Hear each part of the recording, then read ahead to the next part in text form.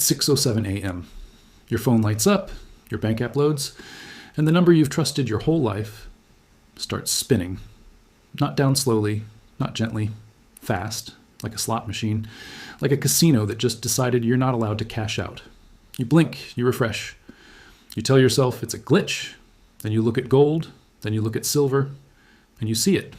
A shock move, a violent snap, a sudden surge, then a smash, then another surge. Whiplash. That isn't normal market behavior. And that's a warning flare. Because when gold and silver move like this, it's not about jewelry. It's not about collectors. It's not about investor sentiment. It's about stress inside the system. It's about plumbing, pressure, cracks.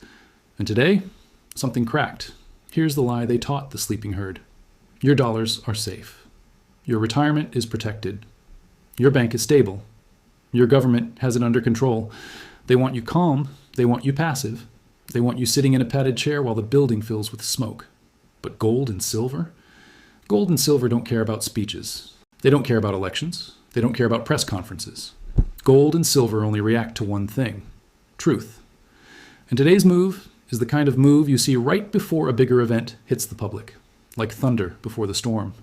Because the real trigger isn't what they're telling you on TV. The real trigger is what they're doing behind the curtains. And if you stay with me, I'm going to show you the mechanism, the math, the trap, so you can see what's coming, and more importantly, so you can get out before the gates close. Now breathe, because the next part is where most people look away. Not because it's complicated, because it's ugly, and it's personal. This system runs on one fragile thing: confidence. That's it. If people believe the promises, the system breathes. If people stop believing, the system suffocates. So let's stop talking about headlines. Let's talk about the machine. The biggest promise on earth is the U.S. government promise. They borrow, they spend, they roll it over, they borrow again, forever. And the scale is no longer big. It's biblical. Right now, total U.S. debt is roughly $5 trillion. Trillion, with a T. Most people can't picture a trillion. So here's a picture. Imagine stacking $1 bills. $1 million is about 4 inches high. $1 billion is a football field of cash. $1 trillion? A tower into the sky. And we don't have one. We have 38.5. That's not debt. That's a black hole. And debt isn't just a number. Debt is a mouth. Debt must be fed every single day with interest. And interest isn't a one-time fee. Interest is a forever tax. A tax you never voted for. A tax you feel in the price of everything. Because when interest costs rise, the government has only a few options. Cut spending, raise taxes, default, print. Now watch the pattern. They don't cut, they don't shrink, they print, they always print. Because printing feels painless at first, like morphine. And gold and silver move when the morphine hits the bloodstream. Now here's where the math turns from scary to deadly. Net interest is on track to blast past $1 trillion a year. 1 trillion. Just to keep the debt alive. Not to build roads, not to fix hospitals, not to protect your neighborhood, just to keep the monster from eating the whole house. So ask yourself this: if the government must pay $1 trillion a year in interest, where does that money come from? More borrowing, more printing, more inflation. It comes from your purchasing power. They don't have to take money from your account to steal from you. They just have to make your money worth less. Slow, quiet, legal. Now let's bring it closer to your life. They also sell you a comfort blanket. Don't worry, your deposits are insured. Yes, there is FDIC insurance. And the standard limit is $250,000 per depositor, per insured bank, per ownership category. Sounds comforting, until you feel the catch. Because that protects you in a bank failure, not in a currency failure, not in an inflation storm. FDIC can give you dollars back, but it can't give you back what those dollars used to buy. That's the difference between being paid and being saved. And there's another detail they don't say out loud. Most bank money isn't cash in a vault. It's loans, it's bonds, it's bets, it's paper that only works if everyone stays calm. Banks operate on a simple truth. They don't keep your money. They use it. That's how they earn. So when panic hits, the bank doesn't need everyone to run. It only needs a small percentage of people to run at the same time, because that's how fractional systems work. Thin reserves, huge promises. And when that happens, the public hears one of two words: bailout or bail-in. A bailout means they print money to save the bank. A bail-in means the bank recapitalizes using what's inside the building. Read that again. Using what's inside the building, meaning depositors, meaning people who thought they were customers, find out they were creditors. That's why insured is not the same as safe. Because even if you eventually get paid, Time is a weapon. Delays are a weapon. Limits are a weapon. Imagine this. Your bill is due Friday, but your transfer is pending. Your landlord doesn't care about pending. The pharmacy doesn't care about pending. The electric company doesn't care about pending. That's how chaos shows up. Not as a movie scene, as a normal week that suddenly stops working. Now zoom out again. The debt machine doesn't just need borrowing, it needs buyers. It needs someone to keep buying government IOUs. And if buyers demand higher rates, the interest mouth gets bigger and bigger and bigger, until the only way to keep it from choking is printing. That's the loop. Debt creates interest. Interest creates printing. Printing creates inflation. Inflation destroys confidence. Destroyed confidence makes people run to gold and silver. That loop is why today matters, because you just saw the loop tighten.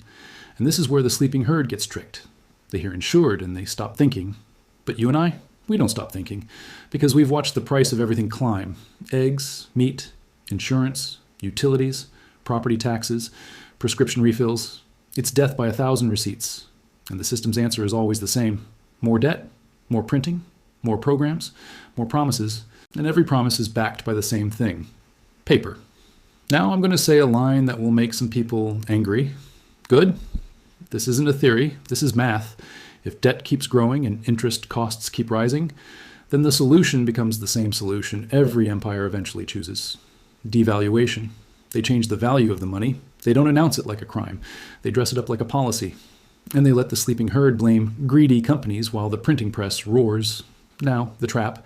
Because once the system is stressed, the next move is never freedom. It's control. More rules, more monitoring, more permission slips, more gates.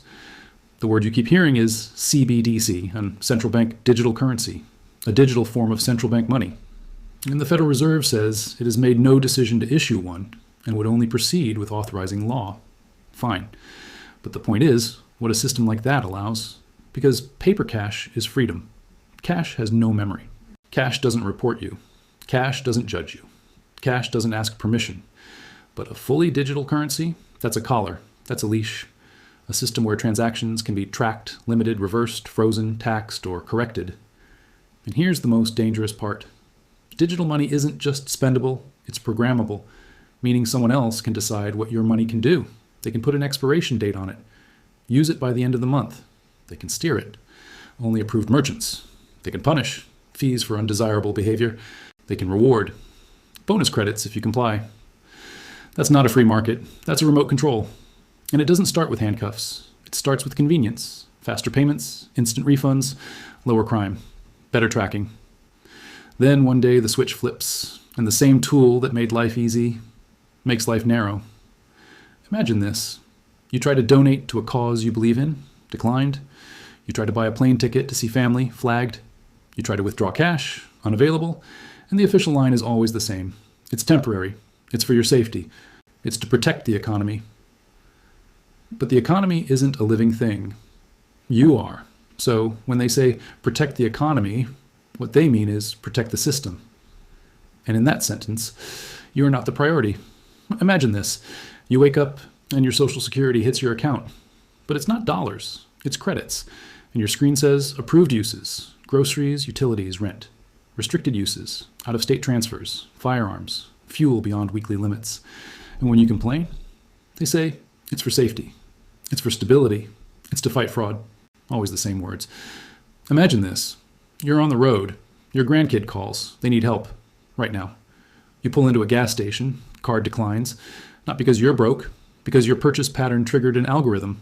So you call support. And a calm voice says, for your protection, your account has been temporarily limited. Temporarily. Sure, imagine this. A crisis hits. They announce a bank holiday. They don't call it panic. They call it stabilization. And during that window, rules change, withdrawal limits, transfer limits, reporting requirements, and the entire time, TV anchors smile and say, there's nothing to worry about. That smile, that's the smile of a funeral director. Now here's the part retirees feel in their bones.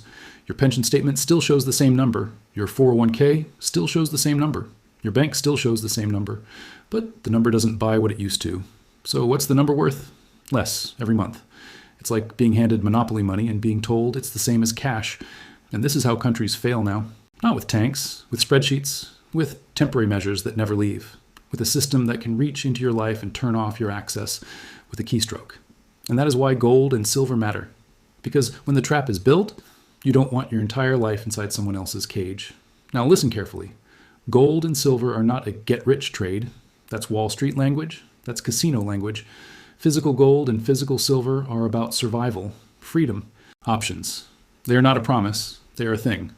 A bearer asset, meaning if you hold it, you own it. No approval, no login, no third party, no system update.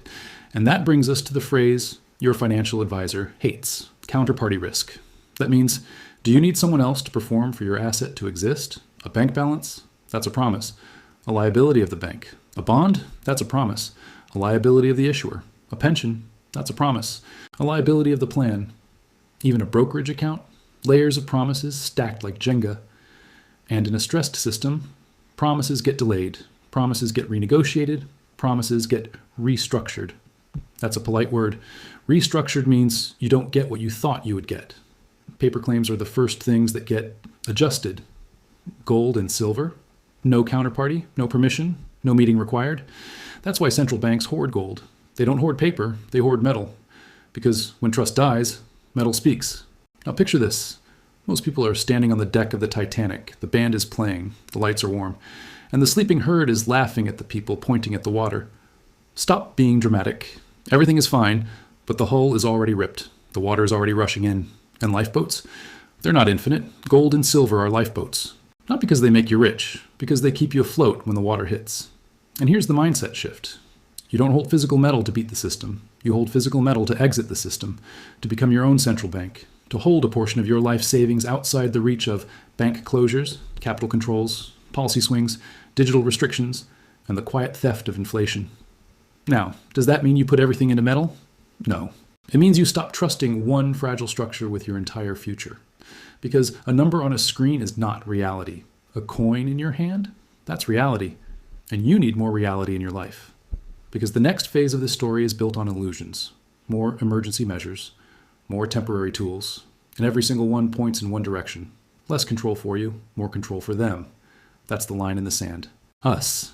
People who want to protect what we earned. Them.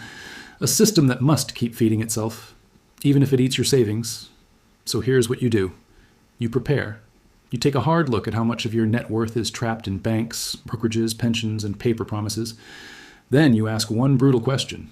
If the rules change fast, how much of my wealth stays mine?